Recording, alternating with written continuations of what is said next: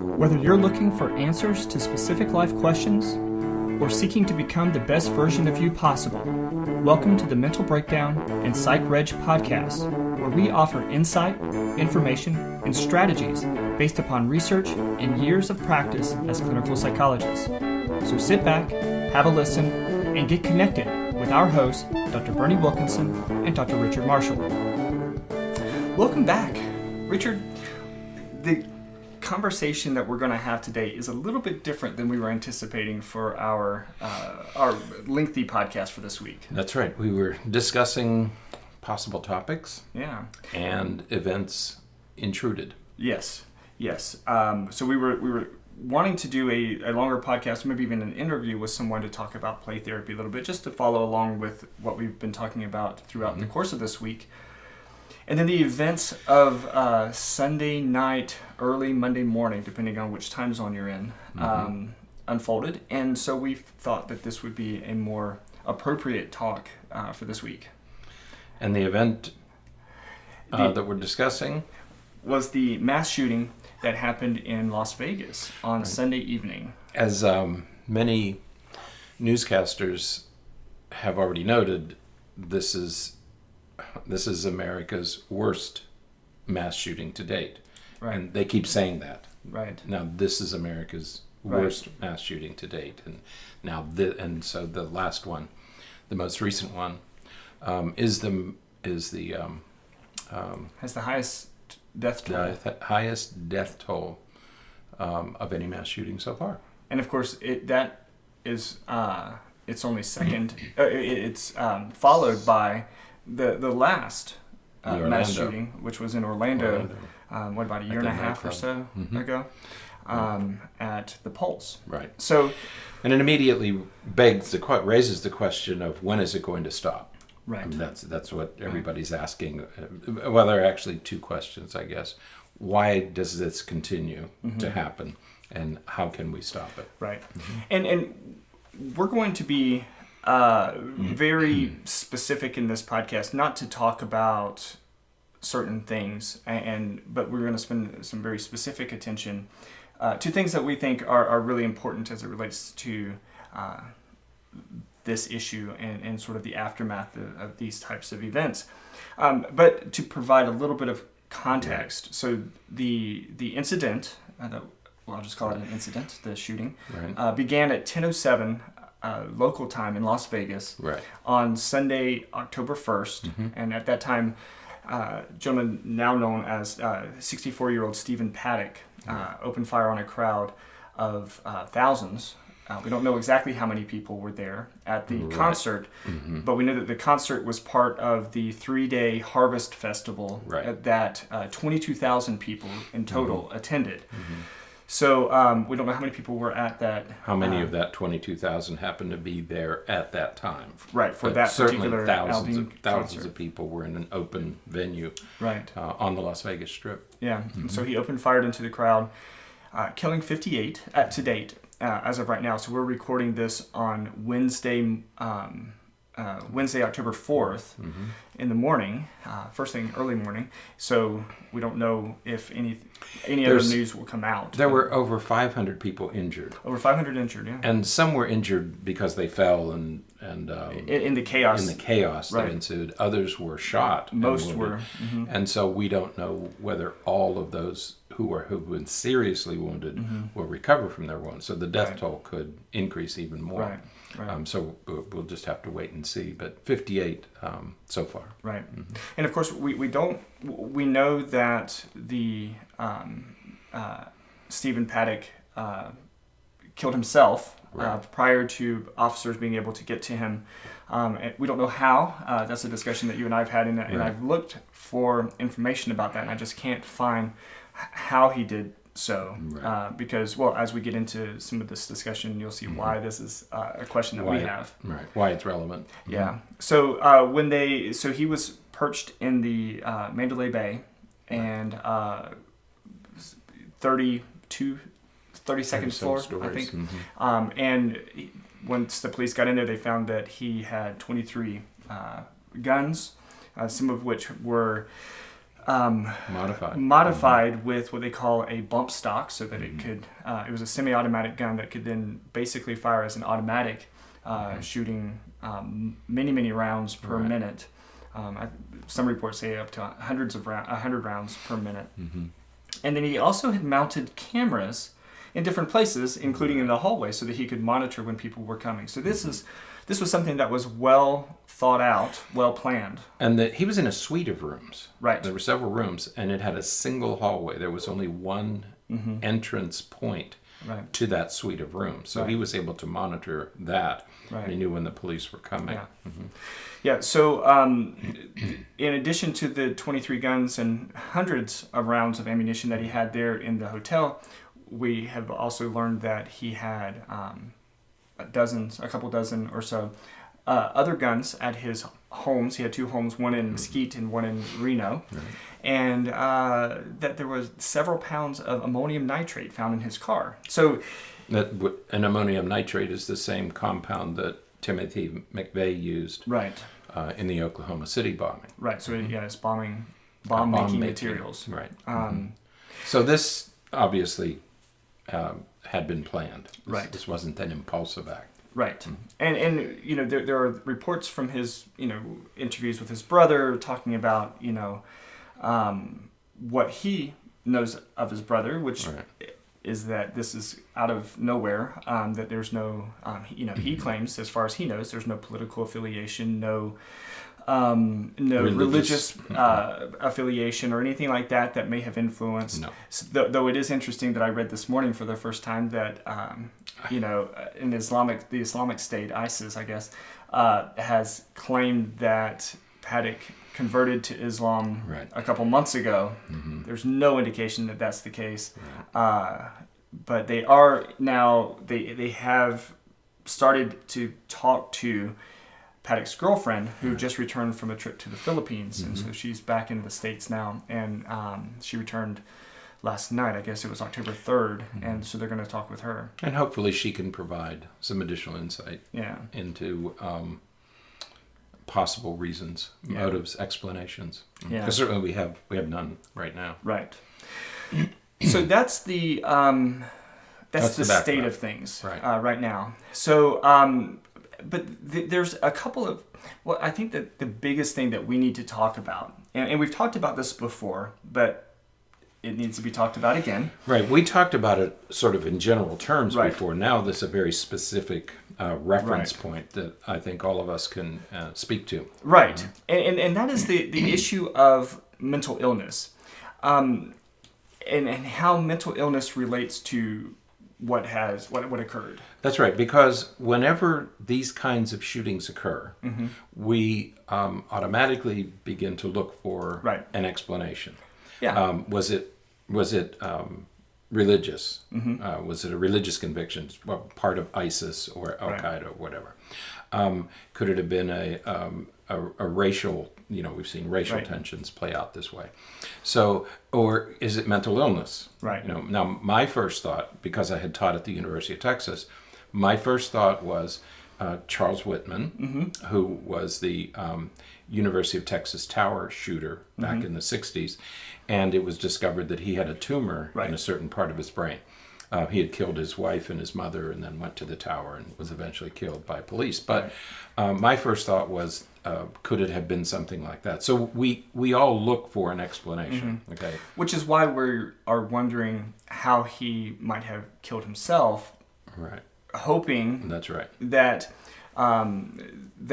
we can see and look to see if there's something like that that happened, where there was something wrong with his brain. His brother even mentioned, maybe he had a stroke or something. He doesn't know, because this was out of character, out of nowhere. So as neurobiologists, Dr. Berney and I are hopeful that his brain is intact. Right. That, however, wherever he shot himself, that his brain is intact and can be examined for a possible tumor or some other malformation that may offer some explanation for why he would have done something like this. Yeah, absolutely. So, but the reason that I think it's really important that we talk about the relationship between these kinds of events and mental illness is because because of what we tend to do.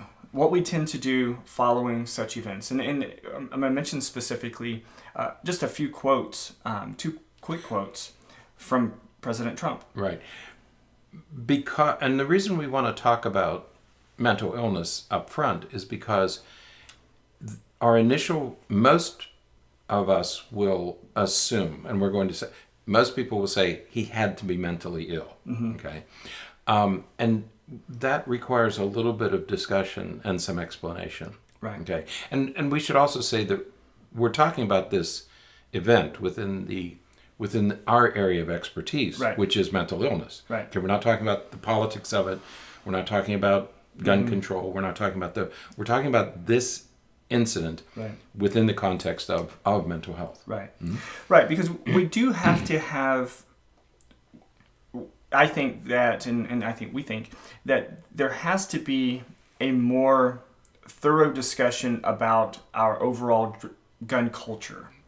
Right. Not necessarily gun control. That's right. Not necessarily the politics of all of it, but the idea of our gun culture.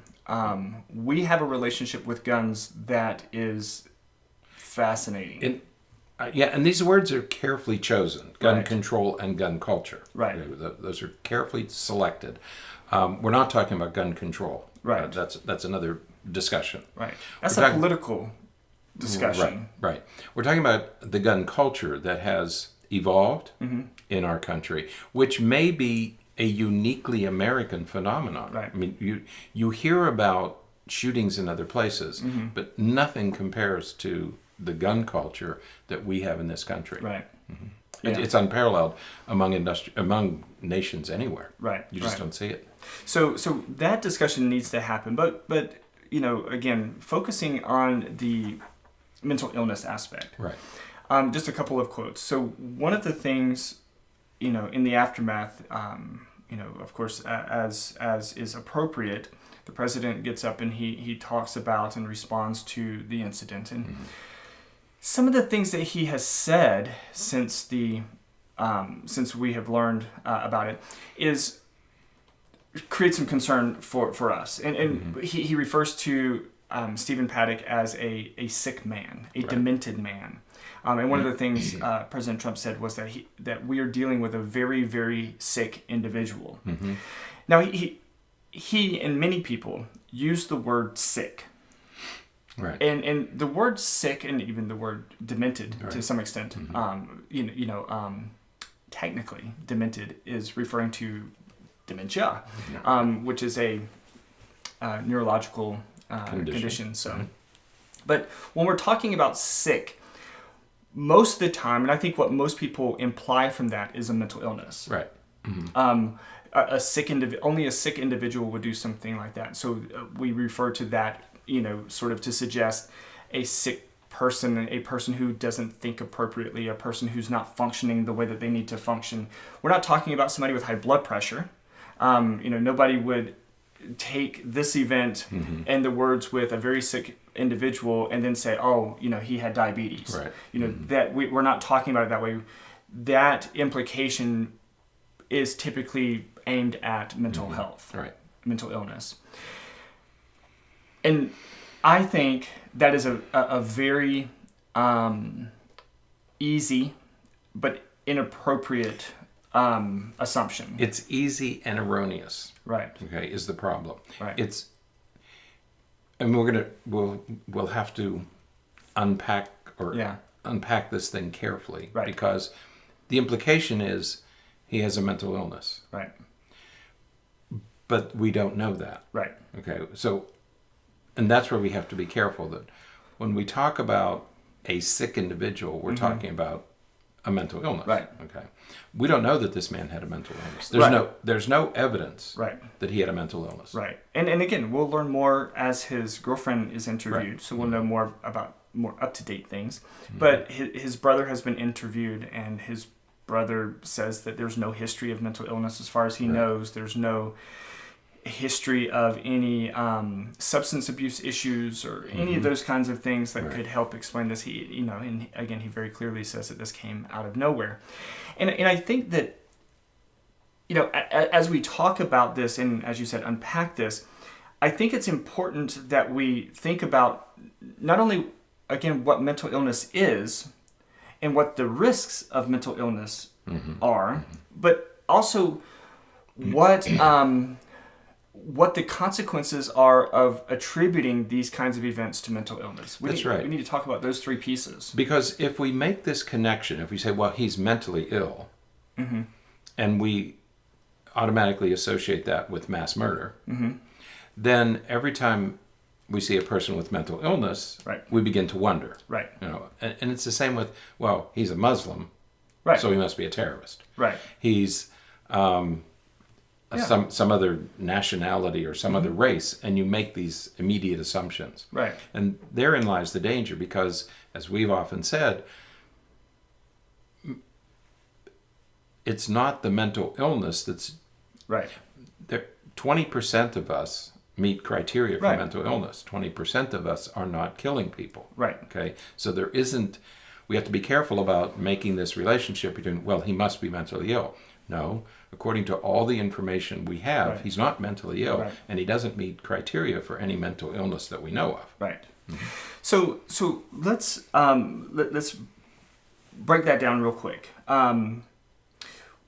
We have a couple of different scenarios of how this could be. We have a person with a mental illness could commit these kinds of atrocities. Sure. A person with mental illness may not or will not commit these kinds of because in incidents. fact most don't. Because most don't. Right. And we also have that the third category is that a person without a mental illness commits these types of events. That's right. And that is that third category there is really difficult for some people to appreciate. When I teach my students, because I do a lot of forensic work, and so I will do evaluations of individuals who have been charged with first degree murder and horrific crimes, and there is a relatively large percentage of them who do not meet criteria for any mental illness. That's right. They have committed crimes. Right. And we know that... Horrible crimes. Right. But they don't meet criteria for mental illness. They don't. Okay. And when I teach my students and I use those case studies and case examples, they really have a difficult time wrapping their head around the fact that it is possible for people to do these types of things and not be motivated or not be driven by a mental illness. That's right. And all you have to do is think about the mafia, for example. Right. They have these assassinations that they carry out periodically. Do you have to be mentally ill to be a hired assassin? Right. No, you don't. And in fact, one could argue that those that are most effective at that occupation are highly functioning individuals and are not mentally ill in any way, because if they were, then they would make mistakes or they would have problems that would draw attention to them. That's right. And, So when we talk about a mental illness, remember, and again, we've talked about this in other podcasts, remember that to be qualified or to meet criteria for a mental illness, there has to be an impairment in functioning. That's right. In our country, and in most industrialized nations, we have a set of criteria that must be met in order to make a diagnosis. Right. Okay? And if you don't meet those criteria, we ethically can't make the diagnosis. Right. You might want to. Right. You might be very close. Right. But you cannot make the diagnosis. Right. You're ethically bound to stop short of a diagnosis. Right. So if there's not an impairment in functioning, then there's not a mental illness. And so when we look at, if we're going to use Stephen Paddock as an example, he's been described as being quite wealthy. He was very successful in his work as a I guess he did a variety of things, but he most recently was working in real estate, made lots and lots of money. Right. So he was successful in business. He had relationships. Yeah. Okay. He got along with family members. Yeah. He had an exclusive relationship with one woman, but he was able to mingle with others. Right. And even though he enjoyed gambling, there's no indication that it was a gambling problem or anything like that. That's right. So and he has family members that actually live here in Florida, not too far from us, over in Orlando. And I guess right after Hurricane Irma came through a couple of weeks ago, he texted his family, made sure everybody was okay, called his mother, who's approaching her 90s, and made sure that she was okay following the hurricane. So suggesting that family systems are relatively okay. So 3 weeks before this horrific event occurred, he was checking on the welfare of family members. Okay? Right. So again, no obvious impairment in any part of his life. Right. And all the while, one would have to assume that he was preparing for this event, within this time frame, simply because of the number of weapons he had, the number of materials that he had for this event, and of course, scheduling to get the room and all of that kind of stuff. So it's just really important that we recognize that without that dysfunction, without that impairment in functioning, there's not a mental illness. And that, as I said a moment ago, that's really troubling for a lot of people. That's right. It's really troubling to think that someone could do these types of things without a mental illness. That's right. So we've mentioned biology. Okay. So the cause could be a brain tumor, an aneurysm, some other neurobiological disorder. So it could be biological. We don't know.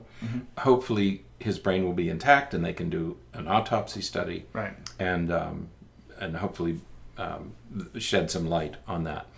So that's the brain studies. Second, mental illness, another possible explanation. Right. As far as we know, no mental illness. Right. Okay, so where does that leave us? That just leaves us with people being bad. Sometimes people do, I don't know what word we want to use, evil things, bad things, anti-social things, unbelievably horrific things. I'm glad you used the word antisocial, because we didn't hit that, but I think it's critical that we do. We throw words around, when things like this happen, we throw words around like antisocial. Okay, he has antisocial personality, or he's a sociopath, or something like that. Two things. One, sociopath isn't a diagnosis. It's a word that we use in pop culture, I guess you would just say, to categorize people who do really bad things. Against others. Against or others, against property. Sociopath is not in our diagnostic manual. It's not part of the World Health Organization's diagnostic manual. It's not a diagnosis. It is a a pop culture type of set of characteristics that we apply to people who behave in particular ways. It's more of a description of something than a diagnosis. The other thing is with antisocial personality. Now, certainly that is a diagnosis. That is, there are diagnostic criteria for that.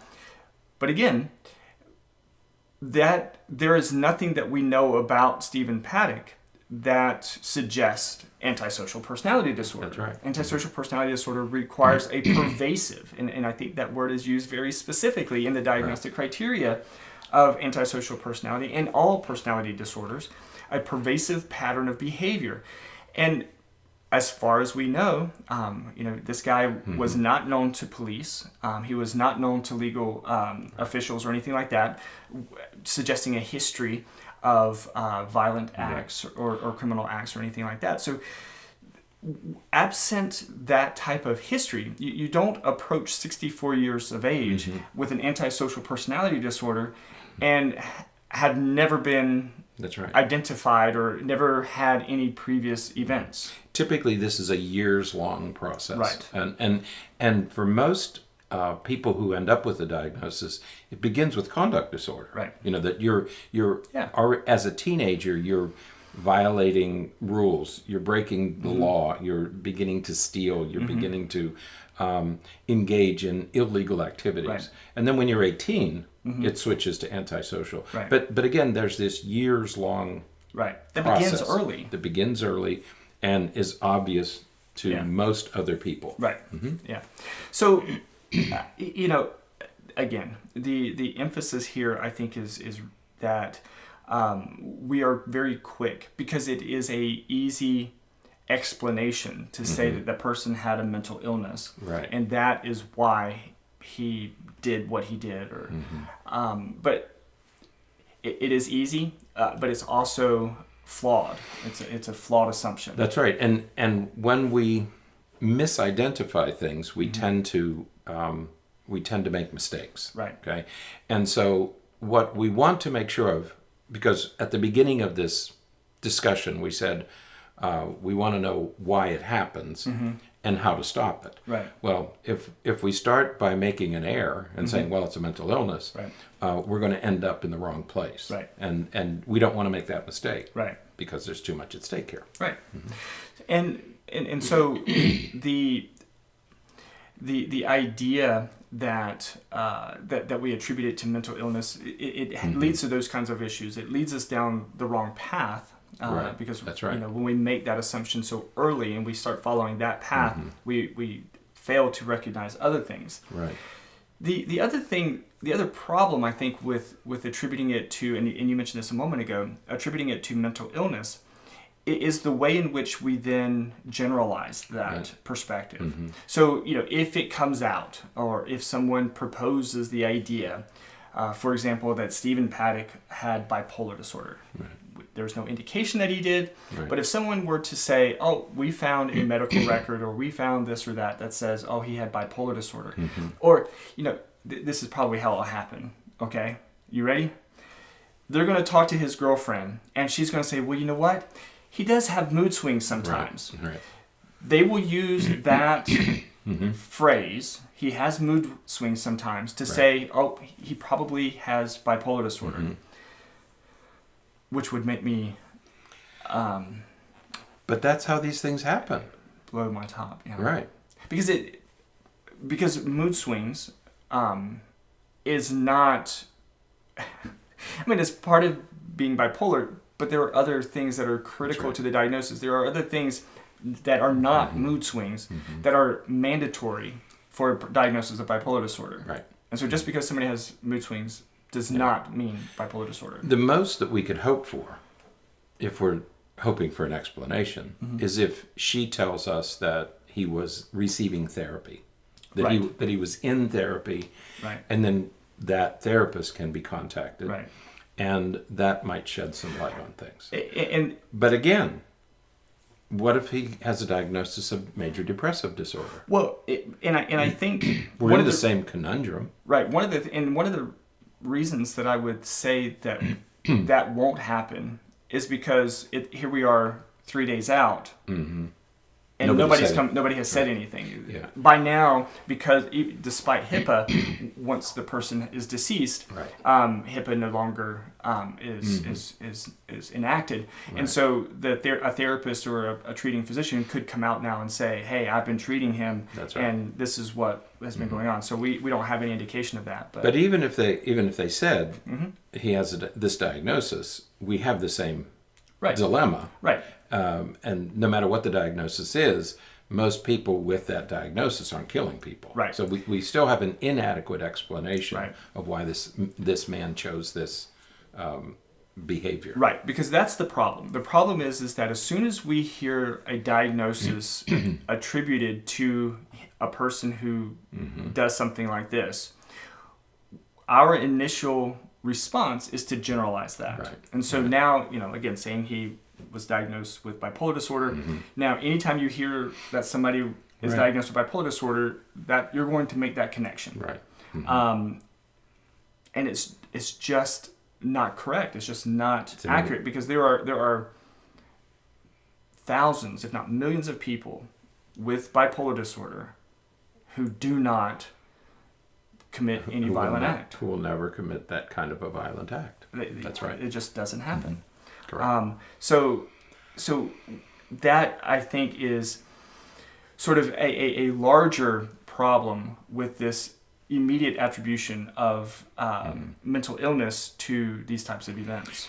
And we don't for a moment, we all agree there's something wrong. Sure. I mean, we say he's sick or he's demented, whatever words we want to use.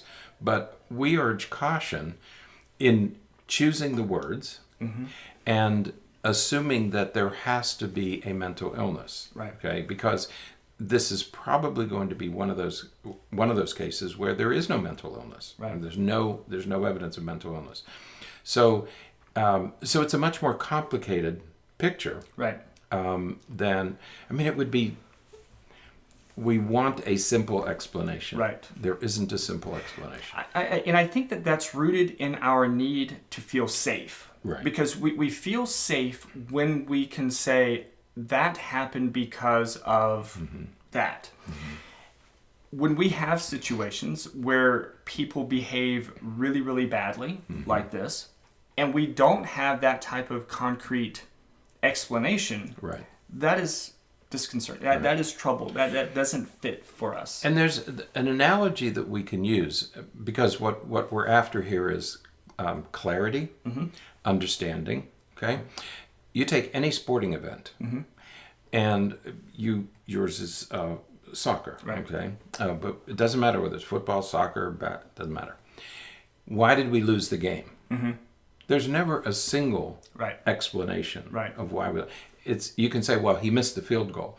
Yeah, but the score was tie, so there were other things that happened before the field. So there were always multiple explanations, and that's the same kind of understanding and approach that we need to take as we try to figure as we try to understand and grapple with these events. Is that it's much more complex than mental illness. Right. Okay.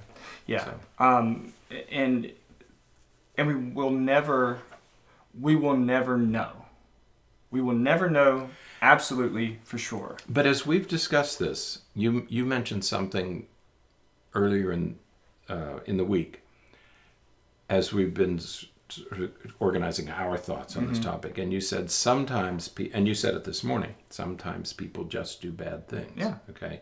And there is no scientific explanation for why people do bad things. Right. I don't know what you want to call that. I'm not sure that I like the concept of there's evil in the world, but we know that our species is capable of wonderful things. And we saw that play out that day, and we've seen it play out since then. But we also know our species is capable of doing some pretty horrific things for which we have no explanation. Right, and I think that a great example of that absence of any real explanation and the example of how troubling it is to us is actually another case, older case from here in Florida, Ted Bundy. Right.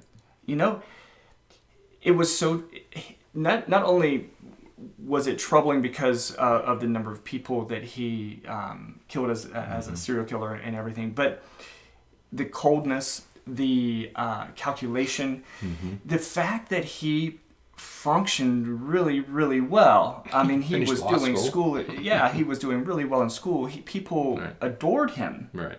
Charming, and intelligent. here he is doing these things. And I mean, yes, there was some narcissism and some of those kinds of things. But again, millions of people are narcissistic and don't do those kinds of things. And so it is so troubling. It just doesn't sit well with us when we have a person who does those kinds of things for no apparent, an unexplainable reason. Right.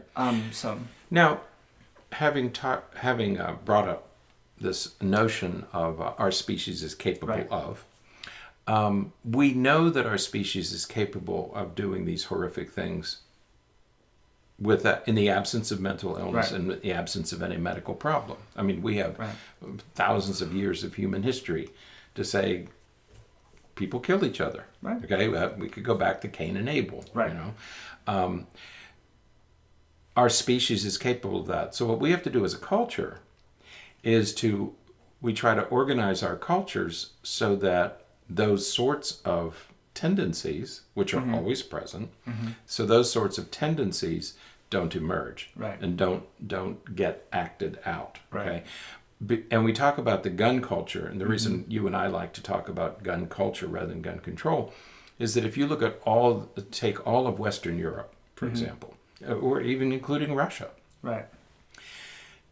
their cultures don't include this. Right. It's not that they don't have, they have the same species, it's Right. the same people, but they don't have this culture that produces this kind of violent behavior. Okay, and I think that's a discussion that we need to have: is what happens in the culture Right. that it doesn't cause the behavior, but it encourages Right.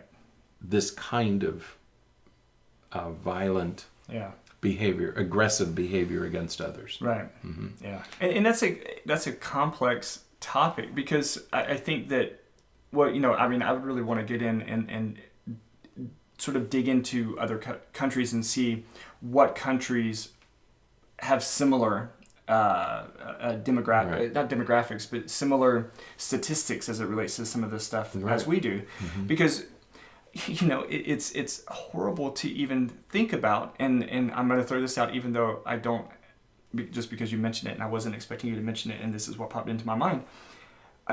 We look at other countries where people do some of these horrific things, like certain areas of Mexico, certain areas of the Middle East, where people kill other people just because, sometimes for religious purposes, but sometimes for money, sometimes for different things. Right.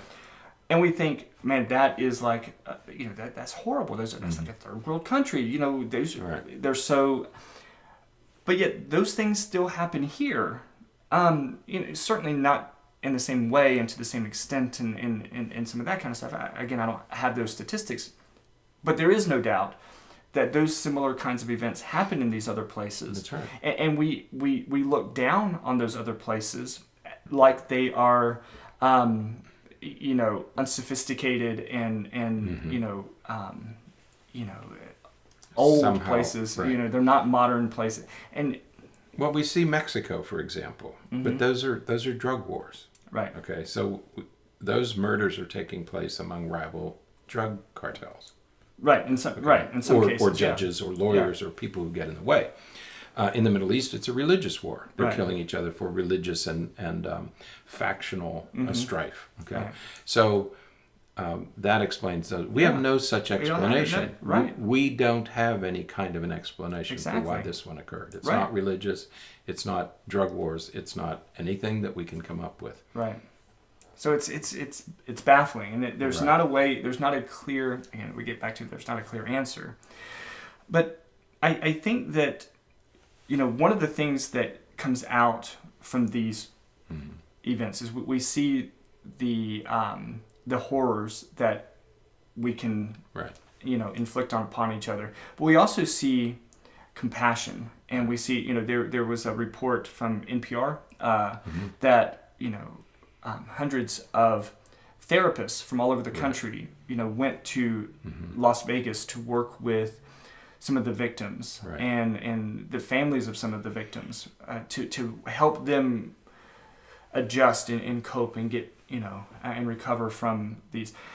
Yeah, you have thousands of people who were traumatized, and psychologists from the city, first of all, from Clark Vegas, County and yeah. from Las Vegas, just came into that area Right. and began to do therapy. Right. I mean, that is the best. I mean, it was therapy. Began to do street therapy. Makeshift places wherever they could talk to people, and so it brought out the best. So in one night, we see the worst and the best of people. Yeah. Because the psychologist, there was no money changing hands. They weren't Right. doing it to get paid. Right. They did it because it needed to be done. Right. And I heard yesterday that now the school psychologists have been asked to come out Yeah. and leave the buildings and come out and help the people who have been through Yeah. this trauma. Yeah. It's fantastic that those kinds of things can happen, and again that we can pull together in those ways. And so, one of the things we wanted to do, as we Right. are sort of wrapping up. What should we This do about discussion. it? So we have this. Right. We have the confusion on the one hand. It's a complex issue. We don't have an adequate explanation of why this man or anybody else Right. would commit such a horrific act. But what do we do about it? So now what do we do about Right. And for some answers to that, we can turn to the American Psychological Association, and the American Psychological Association. Their website is apa.org. Mm-hmm. They have a tremendous number of resources for anyone. I mean, certainly for psychologists, but also for anyone in the community, anyone in the world, I guess, who wants to get in and learn more about some of these things. Mm-hmm. They have mission statements about different events or different circumstances or problems, but they also have lists of strategies and mm-hmm. approaches to cope with some of these things. And so I've added a number of links in the mm-hmm. show notes mm-hmm. to different sources, some to just kind of look at their response to this event from October 1st, but also a link to what we're going to talk about next, which is some tips on how to cope with the aftermath of such traumatic things. But I've also included one about how to work with your kids and talk with your kids about it, and I even included one on just their overall mission or their overall perspective on gun violence and mm-hmm. gun policy and stuff. So, and one of the things that impressed me in the NPR interview the other day, they were interviewing the psychologists who were doing therapy in the immediately after mm-hmm. the shooting. And one of the things that impressed me was the psychologist and the therapist saying that different people needed different things. Right. There was, I guess, one man had a complete panic attack. Yeah. He was in the hotel, had a panic attack, wouldn't leave his room, and wouldn't allow anybody to come into the room. Right. So he needed a much more intensive level. And they said other people just needed to have a blanket and to be comforted for a few minutes. So knowing that different people react in different ways to these things. Right. Okay? And so that's what we want to remember, that everybody is going to react in his or her own way. Mm-hmm. And you have to be sensitive to how the people around you are reacting. And typically some children will struggle a little more because they simply don't have the words, they don't have the vocabulary, they don't know how to label the feelings that they do have, mm-hmm. they don't have the insight. And so children may require special handling, special processing, but we all can benefit from these tips from the American Psychological Association. Yeah. It's very good advice. Yeah, so this is the go-to play. When we say Google it, APA it. If you have these questions about mental health issues, start with APA. Yeah, they're accurate and well thought out and well expressed. Right. And so one of the first recommendation is to talk about it, I'm sure that as you hear that, you're thinking, well, of course, there are psychologists and therapists saying that you should talk about it. But it is important to process it, to get it out, and to talk to somebody who will listen and who will, appreciate your concerns and, some people need to talk about this stuff more than others. Yeah. I mean, I have friends and relatives, and they just need to go over and over and over trying to grapple with it and understand it. And you have to be available. Right. Let them talk. And we have to recognize, too, that there are people who, when it comes to some of these feelings and thoughts and emotions, they don't want to talk about it. Right. And so they can't. They can't. Mm-hmm. Their biology, their history, their whatever it is, doesn't afford them that, I don't want to say their ability, but because they could physically do it, but they just can't get themselves to talk about it. And so they may need to talk about other things. Right. And in the process, it's helping them cope with the strong emotions that they're having. But again, just talking and listening and interacting is important. Mm-hmm. The second thing is striving for balance, and we've talked about this before. And a lot of these things are things that we talked about after Hurricane Irma. Mm-hmm. But striving for balance, and what they're talking about here is we tend to focus on the negative things, and just as we have today, we need to make sure that we're attending some to the positives as well. Right.